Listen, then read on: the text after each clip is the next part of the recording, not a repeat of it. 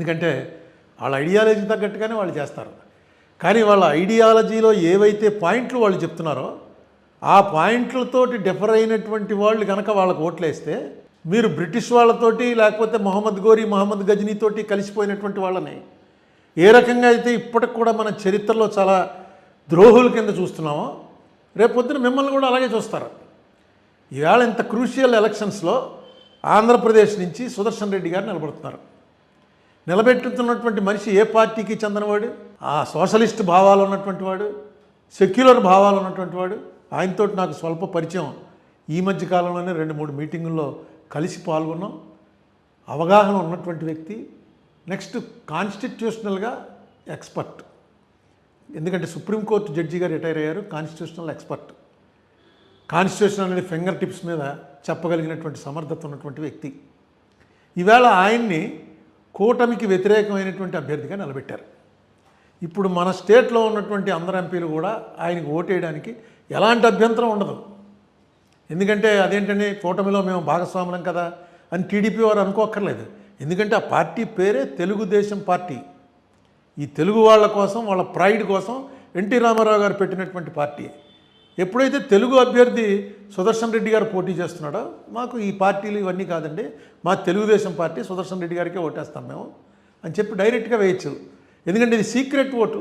ఒకవేళ డైరెక్ట్గా వేయటం ఇష్టం లేకపోతే మీరు పార్టీలో నిర్ణయం తీసుకుని ఎవరెవరికి ఓటేశారో ఏం తెలియదు. దీంట్లో విప్పులు ఉండవు. పార్టీ విప్పుకు వ్యతిరేకంగా ఓటేశారని విప్పు ఉండదు. అంతేకాదు ఎవరికేసారో కూడా తెలియదు. బహుశా మా తెలుగుదేశం వాళ్ళంతా మా పార్టీ అది కదండి అందుకుని అలా వేసామని చెప్పేసి అనొచ్చు. తెలుగుదేశం ఎందుకంటే ఇలాంటిది ఒక ప్రెసిడెంట్ నాకు గుర్తుండి ప్రతిభా పాటిల్ గారు పోటీ చేసినప్పుడు శివసేన పూర్తిగా కాంగ్రెస్కి తీవ్రమైనటువంటి వ్యతిరేకంలో ఉంది. ఎందుకంటే మేము అప్పుడు ఎంపీలం. అపోజిషన్ బెంచ్లో మెయిన్ గట్టిగా మాట్లాడే వాళ్ళంతా శివసేనలోనే ఉన్నారు.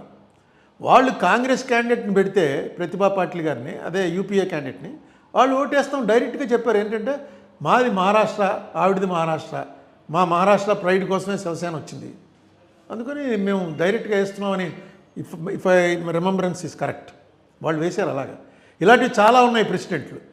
సో తెలుగుదేశం పార్టీకి సంబంధించినటువంటి ఎంపీలు ఏమాత్రం మొహమాటం లేకుండా, ఎవరితోటి ఏ తగువు లేకుండా సీక్రెట్గా వేసి రేపు సుదర్శన్ రెడ్డి గారికి ఓటేసి వచ్చేయచ్చు. దానివల్ల ఏ నష్టం ఉండదు. అది కాకుండా చంద్రబాబు నాయుడు గారి గతంలో 2-3 సార్లు డిఫర్ అయ్యారు. బీజేపీ వారితో చాలా స్ట్రాంగ్గా డిఫర్ అయ్యారు.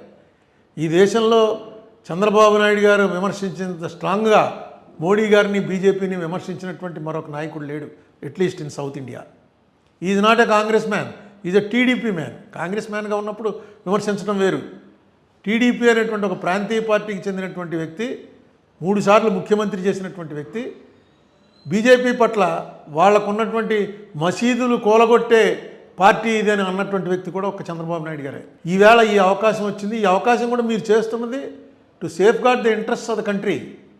కాబట్టి చంద్రబాబు నాయుడు గారి పార్టీ కూడా చేయొచ్చు. ఇక జగన్మోహన్ రెడ్డి గారి పార్టీ అయితే అది ఎలా వేస్తుందో నాకు అర్థం అవట్లే.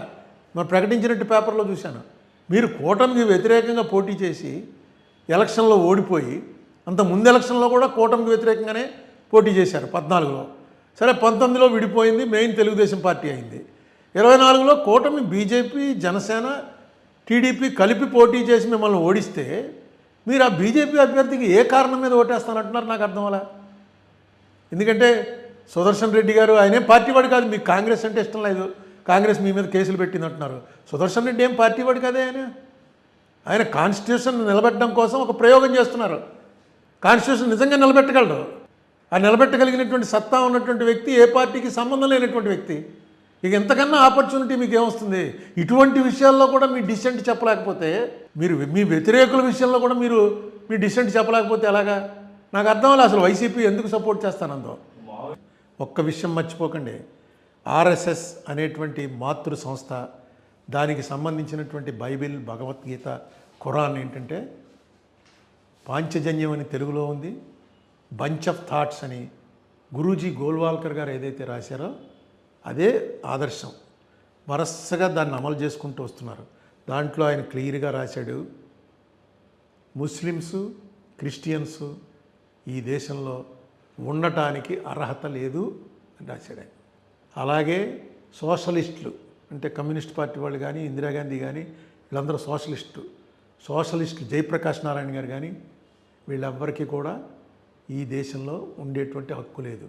ఇది మన బేసిక్ సనాతన ధర్మానికి ఇవన్నీ వ్యతిరేకం అని ఆయన చెప్పినటువంటి మాటలతోటి మీరు అంగీకరిస్తే టీడీపీ వారు కానీ వైసీపీ వారు కానీ బీఆర్ఎస్ పార్టీ వారు కానీ ఆయన మన కేసీఆర్ గారి పార్టీ మీరు వాటితో అంగీకరిస్తే ఈ ఎలక్షన్లో వేయండి.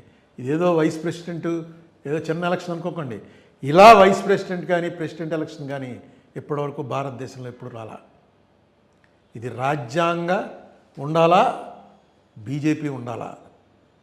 బీజేపీ అనేటువంటి పార్టీ రాజ్యాంగాన్ని పక్కన పెట్టి ఈ దేశాన్ని పరిపాలించడానికి ఫస్ట్ మెట్టిది. ఇప్పటిదాకా డెమోక్రటిక్గా వచ్చారు. ఉన్నటువంటి వైస్ ప్రెసిడెంట్ని ఆల్మోస్ట్ పారిపోయేలా చేసి వైస్ ప్రెసిడెంట్ ఎలక్షన్ తీసుకొచ్చారు.